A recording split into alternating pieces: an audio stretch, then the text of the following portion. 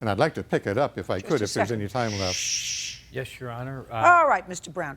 So you hear ruckus. Yes. You live next door to the property where Mr. Diamond is spraying for weeds that is not his property. So he's on somebody else's property. Yes, ma'am. And you came outside and tell me what you observed and what you heard. Okay, I heard a ruckus, and there was two other neighbors. The neighbors across the street was... Just tell me what you would... But anyway, Frank was charging towards Jim, and I came out and charged towards Frank and asked him, "Is up?" And he said... And then Frank and I got in a very verbal...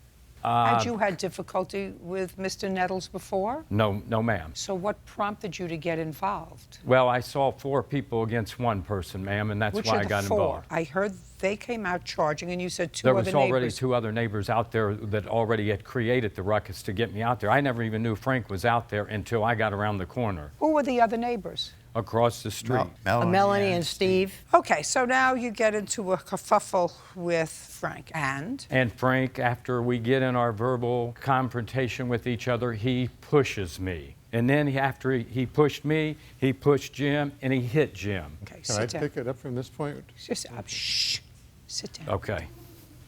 Okay, so he pushed him, and then he did what to you? He took a couple of steps toward me.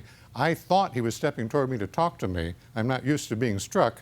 And he stepped right up to me, and he said, "I'll take you." And I was trying to figure out, what does that mean exactly? He's not going to hit me, is he? And at that point, he took both hands and he shoved me first at that point, hard. And then I saw him take his left foot forward and start to move back with his right fist. And I realized I was going to get hit. And I turned quickly around and tried to duck my head and just put my back toward him. And he grabbed my arm. I actually have a picture of the injuries where he held my arm, and there are red finger marks where he held me, and he slugged me hard right behind the ear, the back part of my skull. Okay, I'd like to see the photograph, please. All right, there are 2 here, stapled together. Thank you, sir.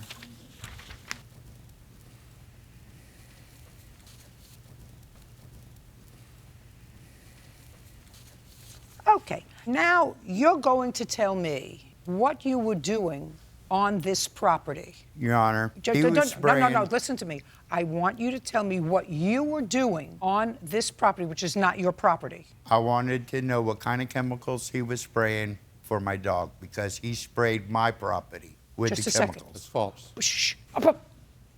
Listen to me carefully. Your property does not abut the property where he was spraying for weeds. No, there's an easement in the back, Your Honor. An easement for what? For the power. The city. For the city. That's meaningless. Your property does not abut the property that he was spraying. So you had no interest in that property. If what you're telling me is that sometime previously, when he was spraying his own lawn, he sprayed something that got your dog sick, if that's what you're saying. Well, that's what she says. If you look at her face, she says yes. If you look at your face and you say no. Possibly that's true. Yes. A month before my dog was very sick. Fine. However, on this day in May, on May 9th, when he was spraying the neighbor's property. Your Honor, he was spraying ours, too. He had no business spraying Just ours.